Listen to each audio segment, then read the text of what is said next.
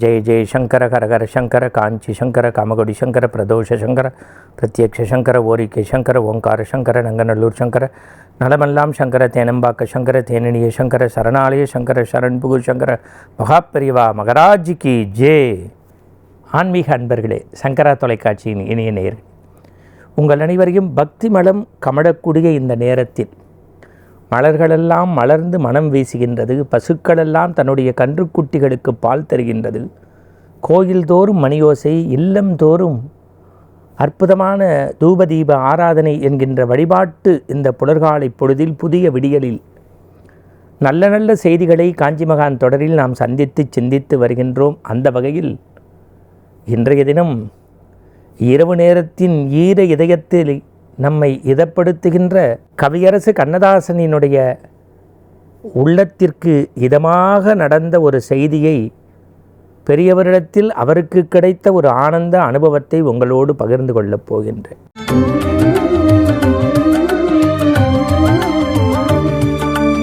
உங்களுக்கு தெரியும், இந்த மண்ணில் நாத்திகம் பேசிய கண்ணதாசன் தன்னுடைய பேனாவால் அர்த்தமுள்ள இந்து மதம் எழுதி கடவுளுடைய பக்தனாக மாறி முருகனுடைய ஞான வேள்வியில் தன்னை கரைத்து கிருஷ்ண பக்தராக மாறி பல்வேறு வியக்கத்தகு எடுத்த இந்த மண்ணுக்கு தந்ததற்கு மூல காரணம், முதல் காரணம் காஞ்சி மகாபெரியவருடைய அருளாசி.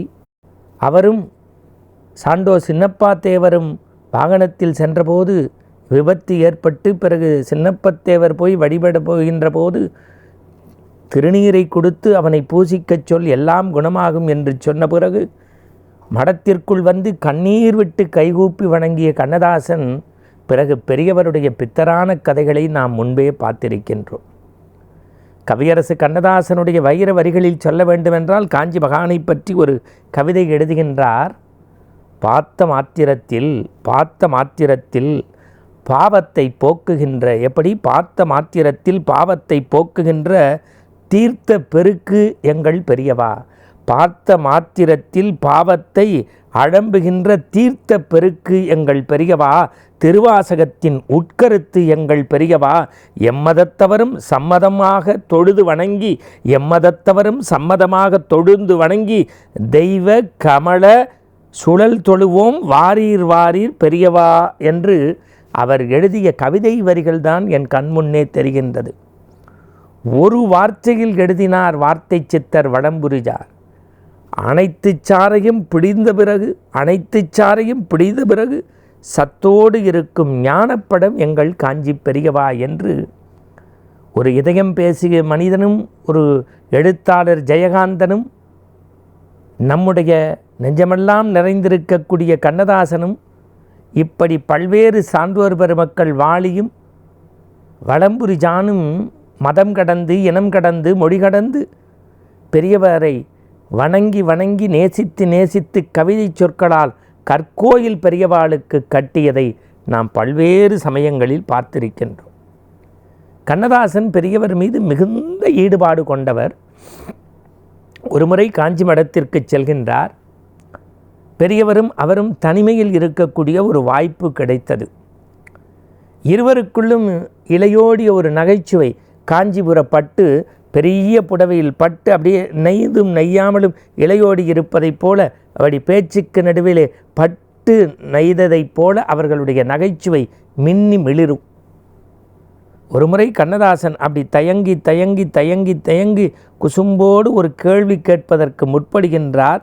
உடனே பெரியவா சொல்கிறார், என்ன தயக்கம், எப்போதும் போல சட்டுன்னு கேளு பட்டுன்னு சொல்கிறேன்.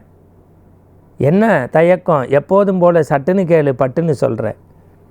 இல்லை பெரியவா, வாழ்க்கை ஒன்று சந்தோஷமாக மகிழ்ச்சியாக ஹாப்பியாக ஆனந்தமாக எப்போதும் ஜாலியாக இருந்துடணும்.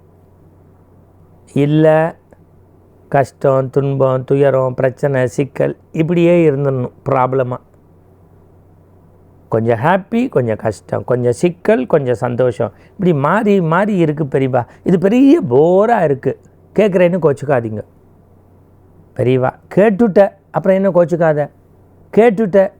கோச்சுக்காத, உனக்கு சைக்காலஜிக்கலாக நான் இதுக்கு பதில் சொன்னேன்னு வச்சுக்கோ, போர் அடிக்குதும்ப வெளியில் போய். லிட்ரேச்சராக இலக்கியம் இதிகாசத்துலேருந்து சொன்னால் ஏதோ பழசை சொல்லுது பெருசுன்னு நினச்சிப்பேன்.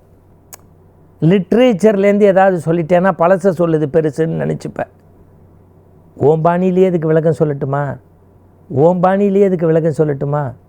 பெரியவா அப்படி அப்படி அப்படி புருவத்தை உயர்த்தி பார்க்குறார்.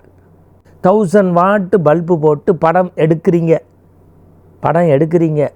ஆனால் எடுத்த படத்தை பிளாக் ரூமில் தான் கழுவி பார்க்குறீங்க. 1000 வாட்டு வெளிச்சம் போட்டு எடுக்கிற பல்பில் எடுக்கிற படத்தை பிளாக் ரூமில் தான் கழுவி பார்க்குறீங்க.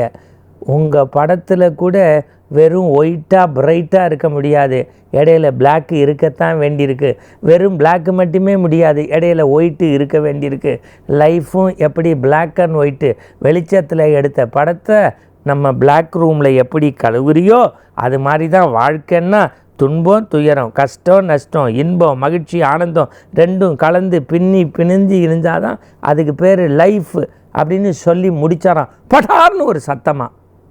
என்னன்னு பார்த்தா ஆஜானு பாவா அந்த பட்டு வேட்டி சட்டை சின்ன சந்தனப்பட்டோடு இருந்த கண்ணதாசன் எங்கடான்னு பார்த்தா மலையாக இருந்த கண்ணதாசன் மகாபெரியவருடைய திருவடியில் மண்டியிட்டு, மகான் பன்மொழி வித்தகர் நீங்கள், பன்மொழி புலவர் நீங்கள் அப்படின்னு அப்படி வாய் மணக்க சந்தோஷமாக சொன்னதை, என்றைக்கோ சொன்னதை இன்றைக்கும் சங்கரால கண்ணதாசன் சொன்ன மாதிரி நம்ம செவிகளில் செவிமடுக்க முடியுதுன்னா பெரியவா தான். மீண்டும் இது போன்ற சிந்தனையோடு நாளை சந்திப்போம். வணக்கம்.